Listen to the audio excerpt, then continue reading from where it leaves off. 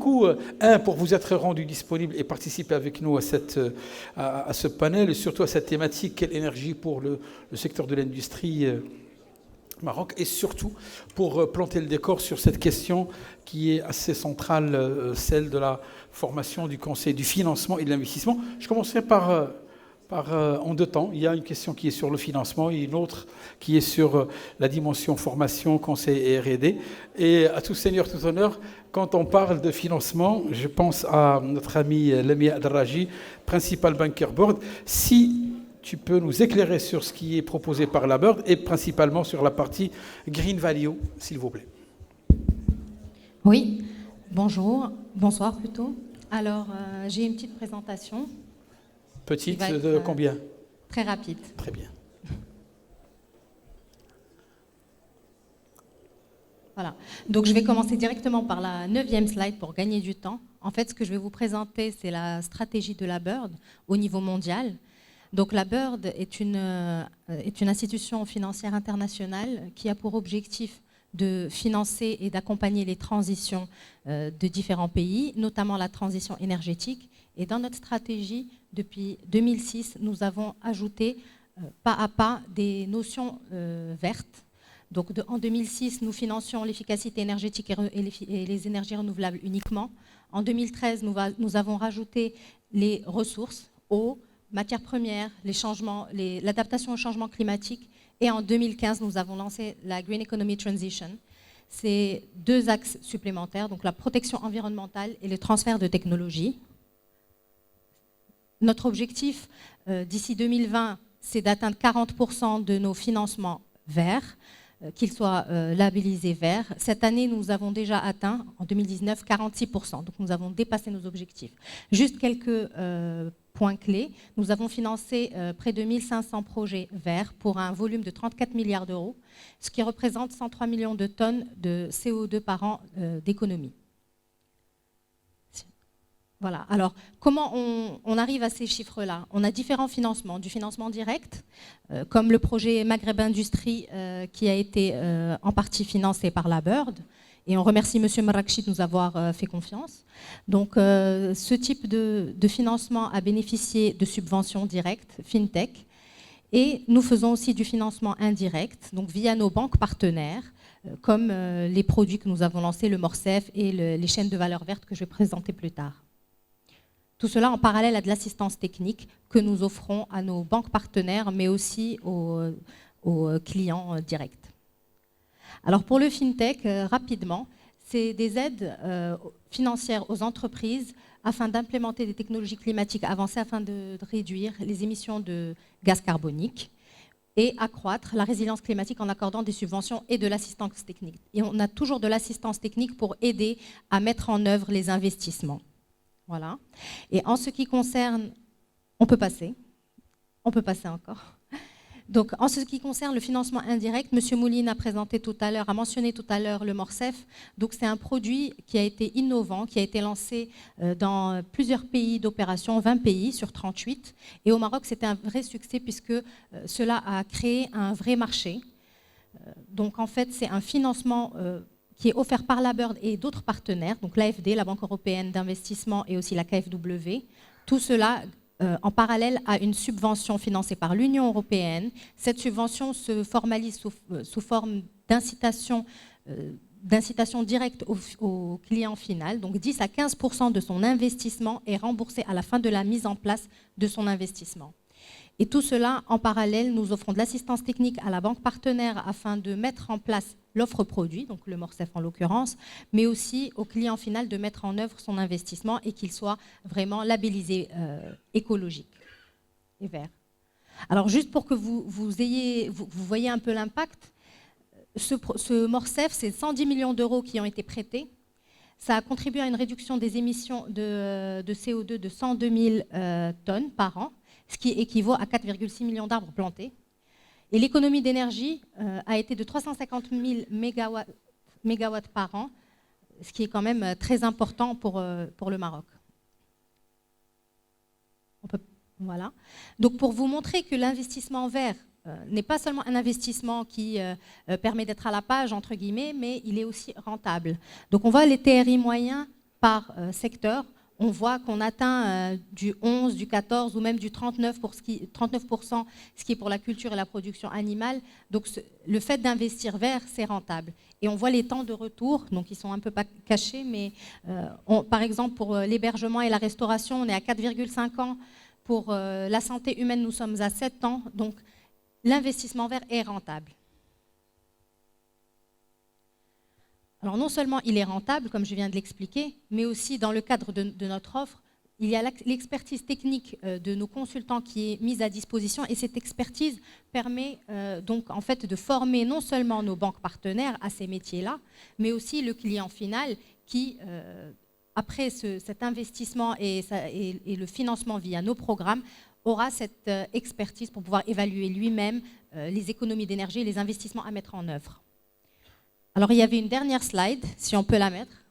Voilà, sur le nouveau programme de financement. Alors, on essaye d'accompagner la transition énergétique du pays, d'être en accord, en ligne avec la vision royale et aussi avec les différentes stratégies qui ont été mises en œuvre. Donc, il y a quelques années de cela, il y a eu les écosystèmes et on a lancé un financement vert dédié aux chaînes de valeur, donc en ligne avec les différents écosystèmes, en mobilisant des fonds de donateurs de l'Union européenne, du cofinancement du Green Climate Fund, Fonds vert pour le climat, et tout cela se base sur le même design de produit, c'est-à-dire un financement offert par la BIRD, une assistance technique qui permet de mettre en œuvre tout ce programme, et enfin une subvention d'investissement de l'ordre de 10%. Nous avons signé avec notre première banque partenaire, Société Générale, l'an dernier, et qui a suivi par une signature Crédit du Maroc en début d'année. Nous espérons signer avec d'autres banques afin de lancer ces différents marchés. Merci. Merci beaucoup, Lamia, pour ce tour d'horizon sur les produits. Enfin, je voulais planter le décor en commençant par vos propos, puisqu'il est question dans ce panel de financement. Et donc, c'est toujours intéressant de se dire il y a des outils qui sont là, des dispositifs qui sont là, et qui ne sont pas que financiers, qui sont aussi couplés avec de l'assistance technique, que ce soit pour les banques partenaires ou pour les clients finaux. Et donc, merci beaucoup pour cet éclairage.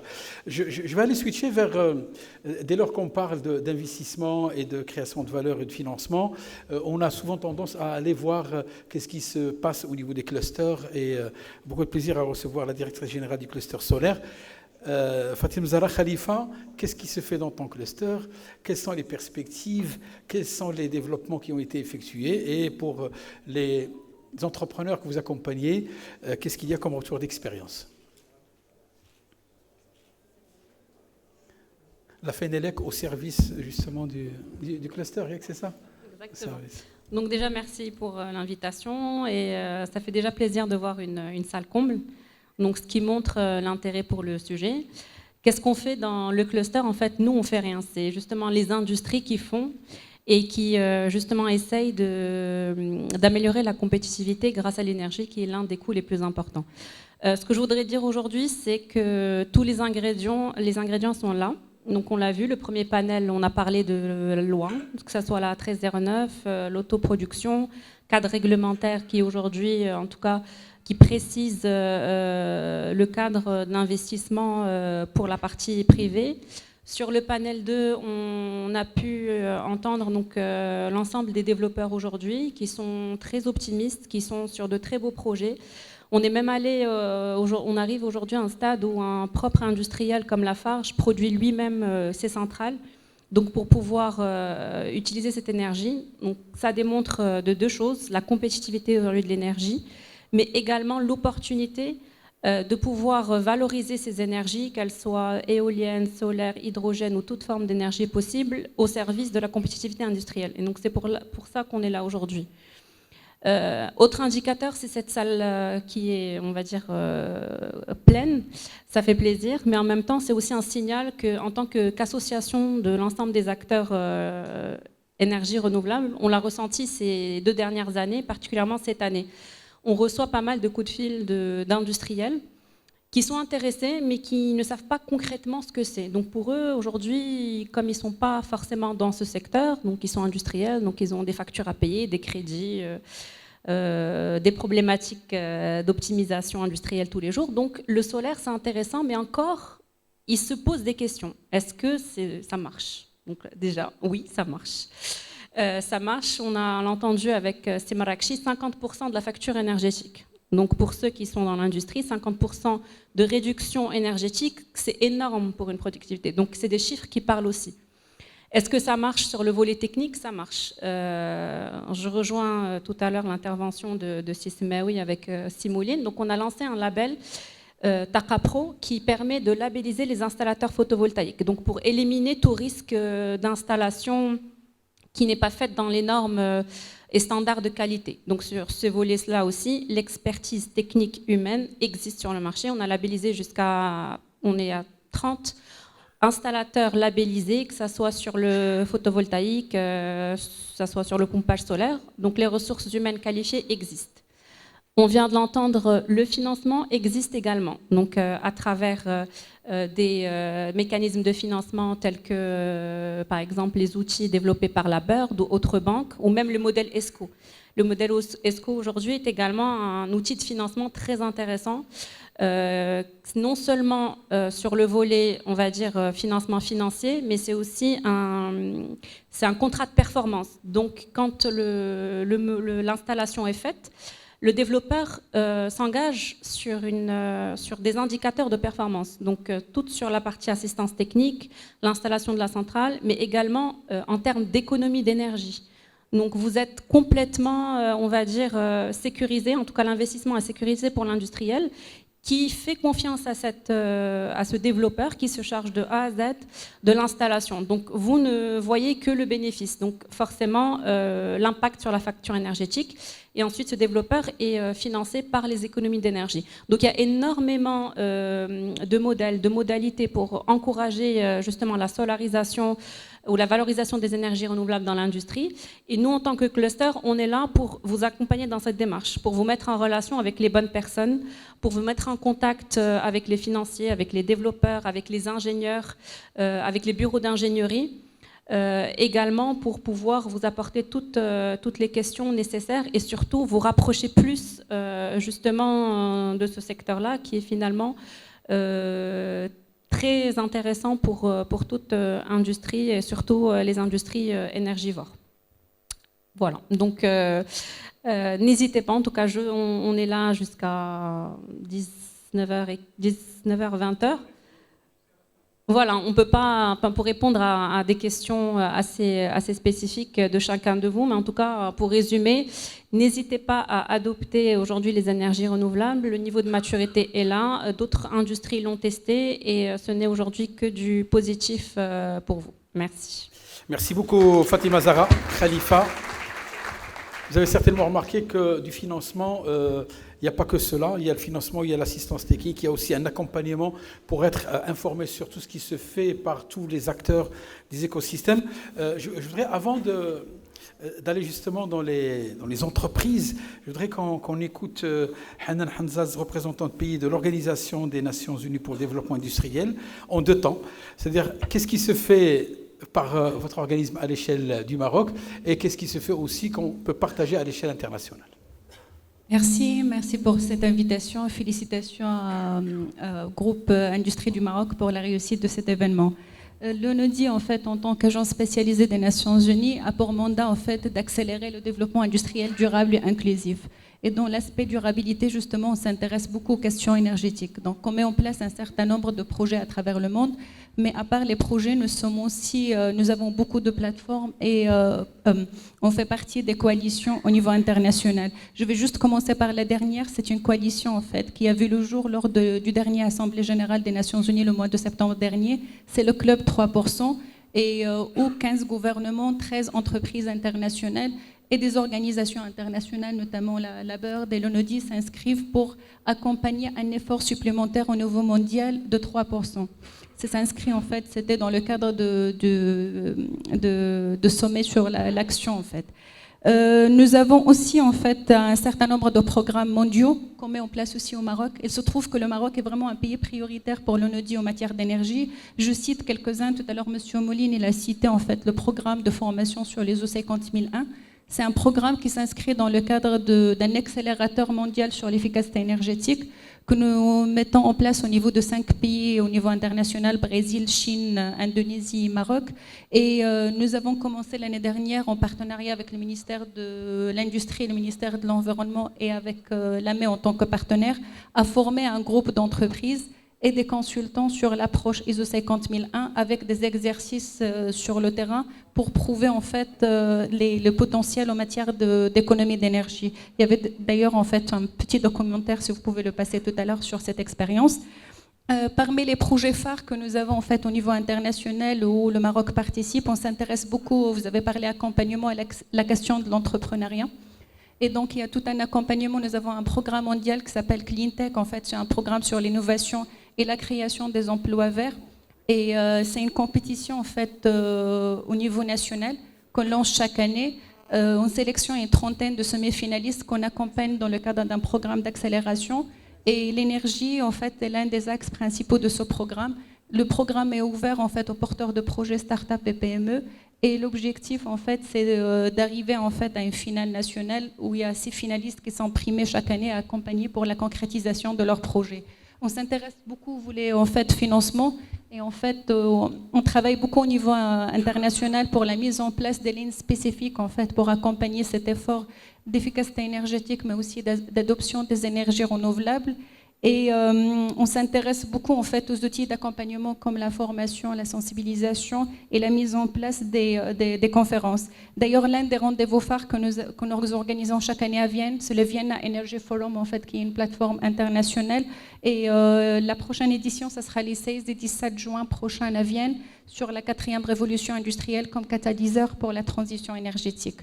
Au niveau du Maroc, nous avons aussi signé un partenariat avec le Royaume du Maroc l'année dernière, ce qu'on appelle le programme pour le partenariat pays, où l'énergie fait partie des 6 priorités sur lesquelles on va travailler avec le Maroc sur les 5 années à venir. Voilà, brièvement. Hanan,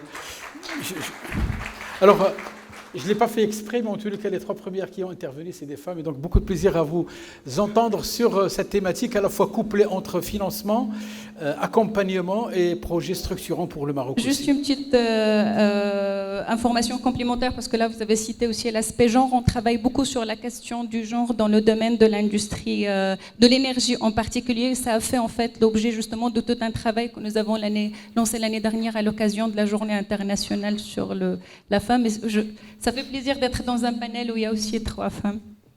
Je ne savais pas que Moi, je croyais que l'énergie était au masculin, mais bon, là, on est en train de comprendre qu'elle est aussi dans le genre et elle est aussi au féminin. Merci beaucoup, en tous les cas, pour votre éclairage. Mais en tous les cas, on voit sur cette question au-delà des facteurs clés de compétitivité, c'est à la fois un financement couplé d'une assistance technique, que ce soit pour les banques partenaires ou pour les clients finaux, que les écosystèmes qui se développent, on ne peut être vraiment un vrai acteur que si on passe par les clusters qui, eux, centralisent, communiquent, fédèrent et créent justement des ponts entre toutes les parties prenantes. Et bien entendu, les Nations Unies qui accompagnent le Maroc sur à la fois des applications ponctuelles, que ce soit la formation ou sur des projets structurants. Et Hanan me tendait la perche puisqu'il parle d'entrepreneuriat et je sais que c'est un sujet qui touche directement notre ami Mohamed Bachiri, vice-président de la CGEM, au-delà de la PME, mais il porte justement ce sujet avec beaucoup d'intensité. Ton éclairage sur cette question centrale qui est à la fois la formation, l'accompagnement des startups et des entreprises, le financement et l'investissement. Merci beaucoup pour votre invitation et je tiens à féliciter l'Industrie du Maroc pour le choix de cette thématique et pour la belle réalisation de cet événement. Et je suis sûr qu'on ne fait qu'effleurer ce sujet qui est très complexe et très profond pour le développement d'une industrie marocaine performante. La commission que je préside, qui s'appelle au niveau de la CGM Innovation et Développement Industriel, c'est une nouvelle commission qui vient d'être créée sous la présidence actuelle de Shakib Ali Meditazi. Elle a pour objectif de travailler en transversalité avec les différentes fédérations en lien avec l'industrie pour porter l'industrie et faire de l'industrie la priorité nationale au niveau du Royaume du Maroc.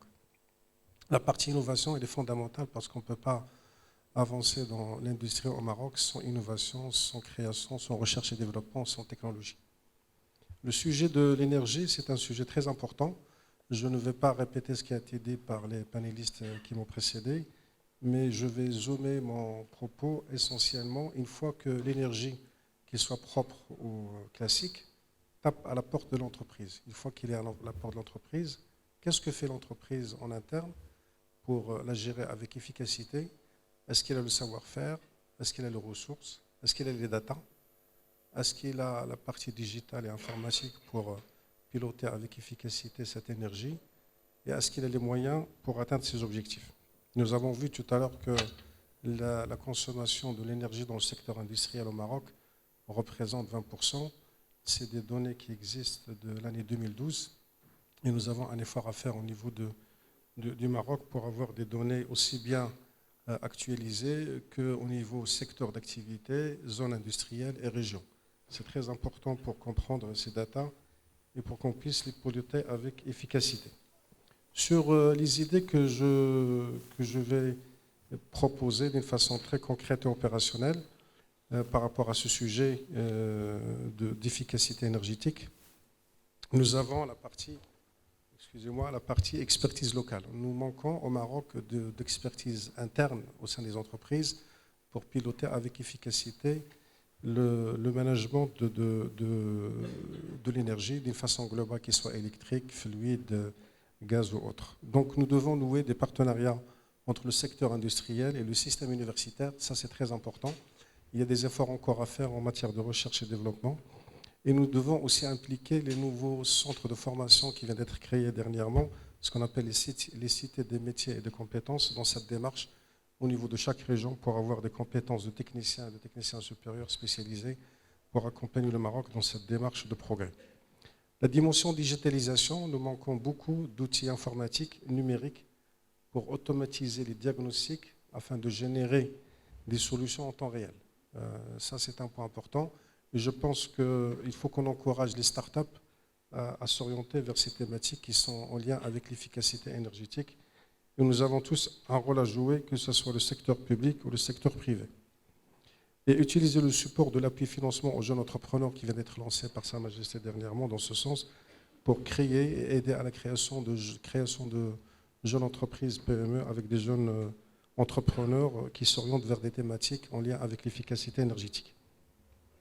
La partie technologie non consommatrice, ce qu'on appelle technologie non consommatrice, que ce soit pour la création de nouvelles entités industrielles, ce qu'on appelle greenfield ou brownfield, c'est-à-dire des entreprises qui sont déjà installées, qui veulent un peu améliorer leur installation.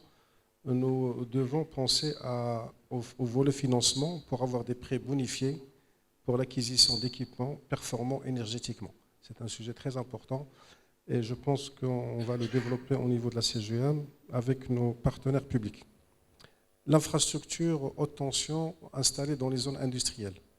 Il y a un effort à faire au niveau des entreprises pour mutualiser l'installation de postes haute tension afin que pas mal de PME puissent être connectées à la haute tension qui coûte 2 fois moins cher que la moyenne tension.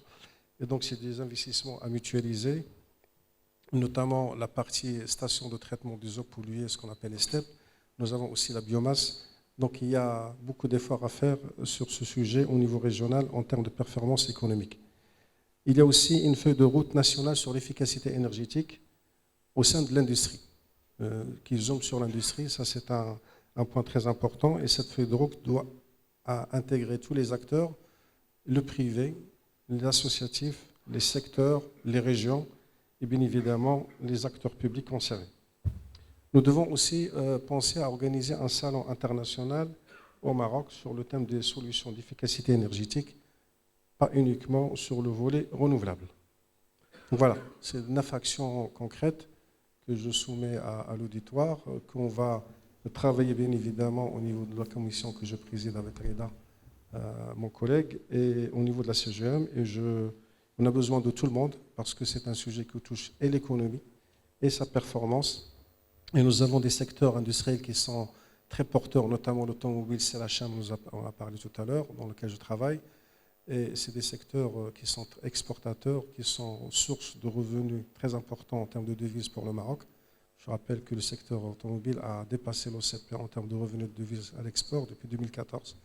Depuis 2014, la première source de revenus en termes de devises, c'est l'automobile. Et l'automobile, il consomme de l'énergie. Et donc, c'est un facteur, l'énergie, l'efficacité énergétique, c'est un élément très important pour qu'on puisse avoir des véhicules made in Morocco avec le bon rapport qualité-prix pour qu'ils soient compétitifs dans les 75 pays dans lesquels on les exporte au niveau international. Merci. Merci beaucoup, Si Mohamed Bachiri. En tous les cas, des propositions concrètes qui certainement seraient reprises dans la synthèse de ces matinées, même si on devient tard dans la soirée. Mais en tous les cas, c'est des propositions concrètes, comme à ton habitude, c'est tout de point d'expertise locale, transformation digitale, l'infrastructure et la feuille de route avec des propositions sur des événements récurrents qui vont placer réellement le Maroc comme un hub au-delà des sujets globaux, mais sur des sujets qui sont en lien avec l'efficacité énergétique. Et tu me tendais également une perche parce que je pense que c'est magique d'avoir des experts comme ça, interdépendants. Hanan me parlait d'entrepreneuriat et donc je te tends la main. Et après toi, tu parles de transformation digitale et je vois notre ami Fouad Zaidi, directeur général de Balid Média. Il me posait la question, qu'est-ce que tu vas me poser comme question? Je lui dis, toi, tu es dans la transfo digitale, donc transformation digitale versus transformation énergétique. Quel pont, quel lien, quelle relation? À toi la parole, si Fouad. Si on peut lui remettre le micro, s'il vous plaît. Merci. D'abord, des remerciements intenses à notre ami Hicham pour cette formidable plateforme d'échange. Alors effectivement, je ne vais rien vous apprendre si je vous dis que la transformation digitale reste un acteur de mutation très importante pour l'ensemble des métiers et plus spécialement pour les énergies, les écosystèmes énergétiques. Et d'ailleurs, cette association information-énergie a toujours été un élément de transformation et de grande révolution qu'a connue l'humanité depuis que nos ancêtres ont fait associer le feu avec l'écriture, l'imprimerie avec la machine à vapeur. Et maintenant, on est en train de vivre de nouvelles transformations là où la transformation digitale s'associe également aux énergies renouvelables pour créer de nouvelles révolutions et préparer un monde meilleur pour toute l'humanité. Cette transformation digitale, l'une des aspects les plus importants, c'est cette notion qui s'incarne dans l'écosystème. Et regardons maintenant ces métiers qui sont en train de devenir à travers leur ubérisation, comment créer l'écosystème. Et cet écosystème s'incarne dans une sorte de concept d'écosystème et de plateforme. Et le potentiel, il est vraiment disruptif de ces plateformes. Quand on regarde le rôle que joue maintenant le consommateur dans la partie énergie, mais également dans d'autres métiers, il faut pas l'oublier, le consommateur devient un acteur important dans les écosystèmes sur toute la chaîne de valeur du métier. Si on trouve maintenant les ménages qui sont en train de produire leur énergie, les industriels, tout à l'heure M. Moline parle de 300 mégawatts qui est déjà produite d'une manière complètement décentralisée auprès des ménages ou auprès des industriels, ça reflète effectivement cette ubérisation du métier également de l'énergie. Et derrière, donc, nous avons besoin de plateformes qui vont pouvoir créer encore de la valeur par la création d'un réseau intelligent entre ces différents acteurs à travers cette plateforme. Donc c'est là où réside vraiment l'apport de la transformation digitale par rapport au métier des énergies, comme également il le porte par rapport aux autres. Mais il ne faut pas oublier cette particularité, comme je l'ai dit au début, de l'apport d'une grande valeur dans la révolution humaine, dans la révolution de l'industrie, à travers l'association de la connaissance avec l'énergie, parce qu'elle était toujours un moteur très très important dans le développement humain. Nous, au sein de Balid Média, qui est une filiale de Post Maroc, qui a joué un rôle important depuis la loi 5305, où on a donné de la valeur probante à l'information numérique comme il existe dans le monde physique. Nous sommes une société qui est spécialisée dans la collecte de l'information et la collecte de la donnée pour la rendre plus utilisable par nos donneurs d'ordre. Et c'est à travers donc, des mécanismes comme les mécanismes de la big data que nous offrons maintenant des solutions à nos donneurs d'ordre pour qu'ils puissent effectivement tirer profit et constituer ces écosystèmes incarnés dans les plateformes à base de bases de données avec une information qui a une valeur bien sûr up-to-date parce que l'information et la donnée, il est vivante et nos solutions permettent effectivement que ce soit à travers des acteurs physiques, que ce soit également à travers des acteurs purement digitaux, fournir la qualité de l'information à nos donneurs d'ordre. Merci. Merci beaucoup Fouad pour ce tour d'horizon au travers des technologies dites disruptives, puisque le mot a été prononcé. Je pense que dès lors qu'on parle de technologies disruptives, on parle de big data, on parle d'intermédiation, de la fin de l'intermédiation, on parle de la blockchain par rapport à ces questions d'énergie.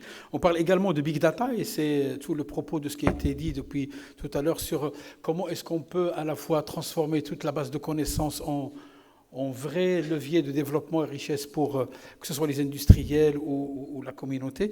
Et je pense que ça va au-delà, puisque dès lors qu'on parle de technologie disruptive, on est sur des sujets qui sont du génie génétique, donc on touche au secteur de la santé, on est sur du génie algorithmique avec de l'intelligence artificielle, et tout ça renvoie à comment est-ce qu'on peut produire avec de l'énergie et comment est-ce qu'on peut mettre à disposition de l'industrie des solutions technologiques moins consommatrices, plus compétitives, mais qui permettent également de gagner du temps, de gagner en efficacité opérationnelle. Merci beaucoup pour ce tour d'horizon. Je sais que, comme le disait Mohamed Bachiri tout à l'heure, on ne fait qu'effleurer certains sujets, mais le but étant, c'est comme tous les éclairages, ils se font le soir, on apporte un éclairage sur une question de transformation digitale, un autre éclairage sur l'innovation, sur la formation, sur le financement, et on continuera avec un autre éclairage, mais celui-là, il nous vient avec le brillantissime Ali Harti, directeur général de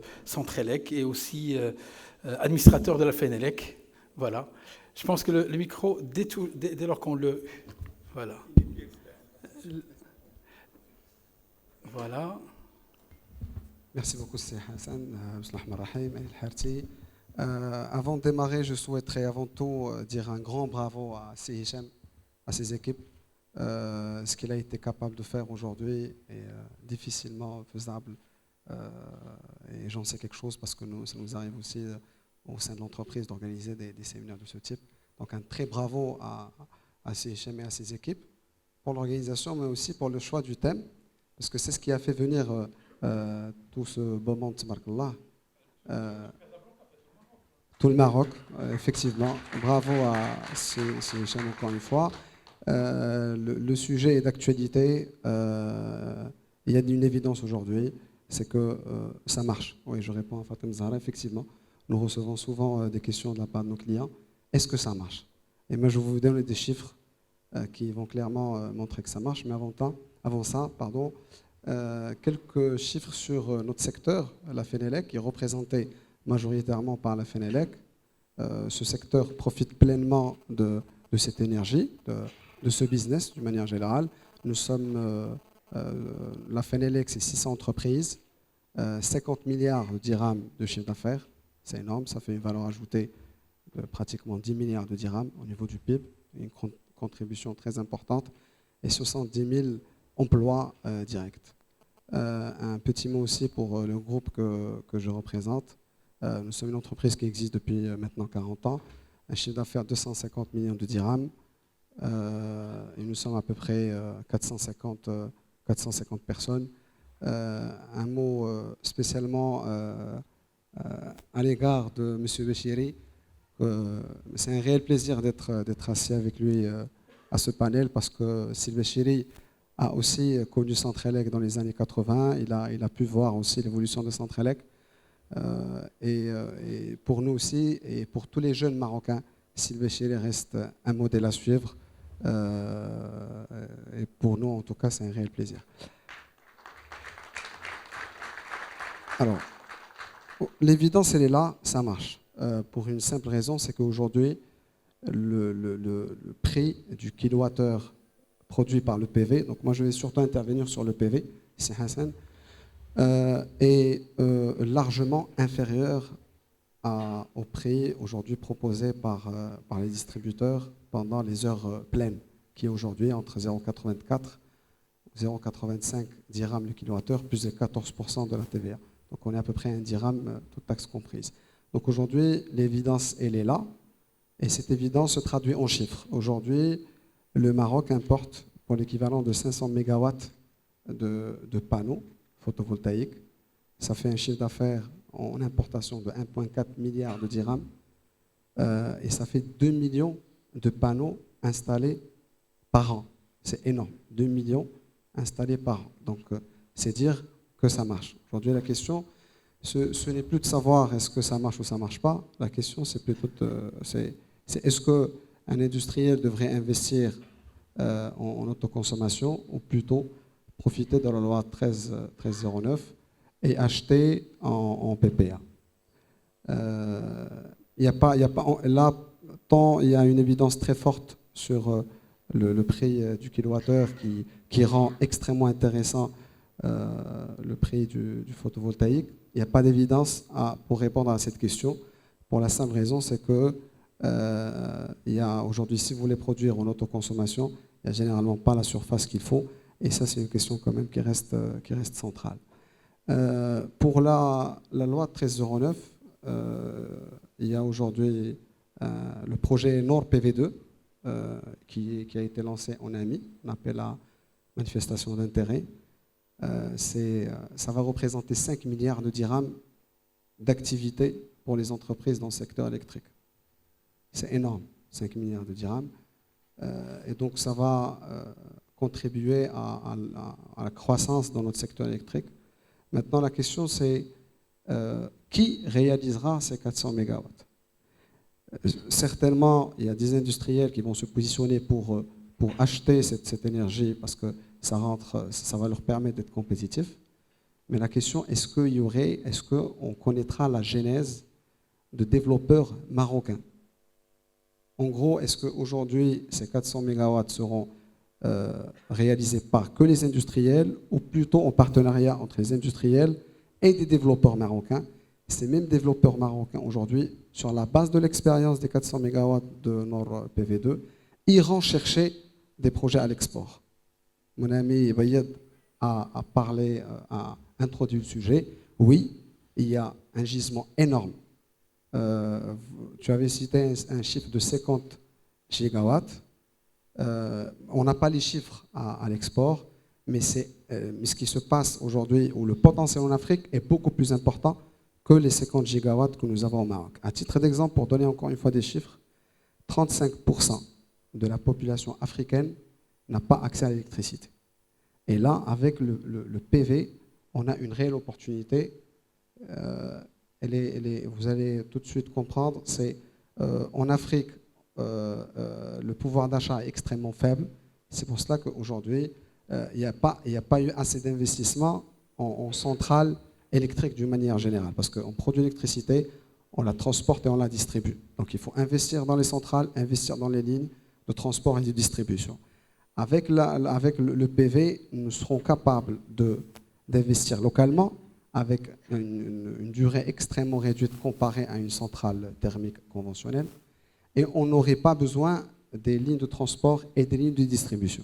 Et donc ça positionne d'une manière extrêmement forte ce business de PV, et ça donne une opportunité énorme pour les entreprises marocaines et pour les développeurs marocains. Encore une fois, c'est un appel du pied pour les industriels marocains. Il y a certains qui souhaiteront peut-être aussi se positionner sur le secteur du développement. Il y a une réelle opportunité. Dernière chose, mon ami Fatem Zahra tout à l'heure a dit qu'au niveau du cluster, qu'elle ne faisait pas grand-chose.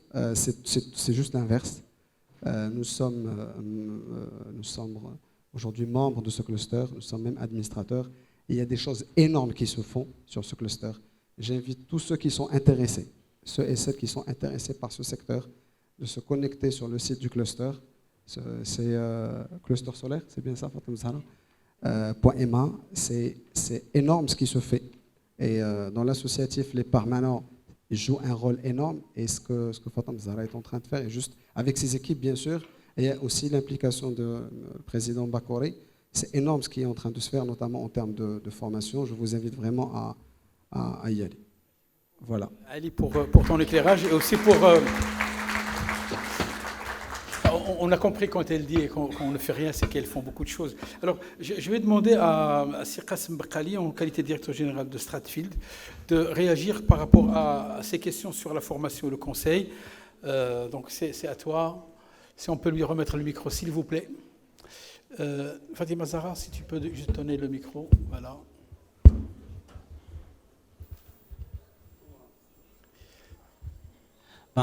Bonsoir tout le monde. Je vous remercie de cette occasion pour me laisser un petit peu intervenir sur un sujet qui est important au niveau de l'accompagnement, que ce soit au niveau d'une transformation énergétique ou plutôt une transformation industrielle. Parce qu'aujourd'hui, on sait très bien, et c'est un petit peu dans l'ADN du cabinet que je représente, c'est qu'on accompagne les industriels vers une transformation 4.0. C'est-à-dire, en mots plus simples, pouvoir connecter l'industrie sur le consommateur final. Aujourd'hui, la chose la plus importante, c'est que le consommateur final, les exigences du consommateur final, c'est devenu c'est devenu plus que quelque chose dans l'air du temps, mais plus quelque chose qui s'impose, qui est consommé écologique. Et qui dit consommer écologique, c'est-à-dire que le produit final doit être produit via une énergie renouvelable. Donc, aujourd'hui, nous, quand on prône l'accompagnement au niveau des industriels pour cette transformation qui est, entre parenthèses, digitale, donc, avant d'être en digital, il faut viser l'excellence opérationnelle. Et en visant l'excellence opérationnelle, il faut savoir réduire sa facture énergétique. Parce que comme il a été dit, il est très important de noter que la plus grosse partie débitrice au niveau d'un coût de revient d'un produit final, c'est la facture énergétique. Donc aujourd'hui, nous ouvrons quand même à accompagner en termes de conseils stratégiques, parce que impliquer la transformation en consommation d'énergie au niveau d'une entreprise, là au niveau d'une industrie, est très importante. C'est devenu plus d'une réalité, plus qu'une nécessité. C'est devenu vraiment quelque chose qui est imposé par un marché de plus en plus en évolution certaine. Voilà. C'est Qassem Bakali pour ton éclairage et surtout pour cette dimension à la fois de conseil stratégique qui rejoint pratiquement tout ce qui a été dit sur il n'y a pas que le financement, mais il y a aussi l'assistance technique, il y a l'accompagnement à s'exporter, il y a l'accompagnement technique, technologique, mais aussi en matière de compétences. Et là, j'ai envie d'interagir avec Sinabil Ben Azouz en sa qualité de président de la Fédération marocaine du conseil et de l'ingénierie FMCI. Ton retour d'expérience et qu'est-ce que propose justement la Fédération par rapport à ce volet-là? Merci. C'est un plaisir d'être aujourd'hui parmi vous et je remercie à mon tour les organisateurs de nous avoir invités. Je demanderai juste à la régie si c'est possible de passer 4 ou 5 slides rapides. Voilà. Voilà. La Fédération marocaine de conseil de l'ingénierie regroupe donc le métier très transverse de conseil de l'ingénierie. C'est peut-être l'un des métiers qui pourrait être interpellé à la fois par la compétitivité industrielle et l'indépendance énergétique, sujet des journées d'industrie.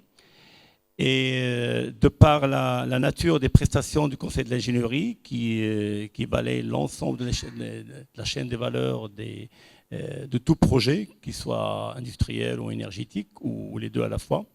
Et donc on intervient depuis bien sûr la phase stratégique, la phase planification, programmation, en passant par la conception, suivi de réalisation, évaluation et plan d'action. Et bien sûr, tout ce traitement se passe sur un socle de développement durable, donc à savoir des solutions équitables, viables et fiables. Je dirais pas assez que pour pouvoir optimiser, vous le savez très bien, c'est vrai, il y a le financier, il y a le coût du projet, il y a la qualité du projet, Et il y a le délai du projet qui aussi peut être exprimé en coût, mais il y a aussi l'environnement et la sécurité du projet, ce qui fait les 5 sommets de ce qu'on appelle l'étoile d'or, communément l'étoile d'or. Et donc le conseil d'ingénierie, il est là pour justement optimiser et ménager l'ensemble de ces 5 points pour justement arriver et aboutir à des projets qui seraient, je dirais, utiles et durables. Alors, par rapport toujours au thème d'aujourd'hui, bien sûr, le conseil d'ingénierie intervient au niveau de la partie stratégique, au niveau il y a l'ingénierie financière, il y a l'ingénierie de développement, il y a l'ingénierie technologique, bien sûr, et j'en passe. Et donc, vous voyez qu'on est interpellé à plusieurs titres. Alors, par rapport à notre affiliation, nous faisons partie aussi du cluster solaire. Tout à l'heure, notre ami Fatima Zahra a exposé les activités de ce cluster solaire. Et nous croyons justement dans le partage. Tout à l'heure, l'un des orateurs a parlé de plateforme. Alors, avant qu'il y ait une plateforme collaborative, avant qu'il y ait le gadget informatique, le gadget numérique, il y a d'abord cet esprit de collaboration. Parce que s'il n'y a pas cet esprit de collaboration, on ne pourra pas aboutir et le gadget finirait par ne donner aucun résultat. Alors, par rapport à notre fédération aussi, si vous pouvez passer directement à la diapo 11, pour la régie, s'il vous plaît. Alors, par rapport à notre arrimage institutionnel au niveau du Maroc, donc nous, si vous pouvez avancer la régie, s'il vous plaît. Jusqu'à 11.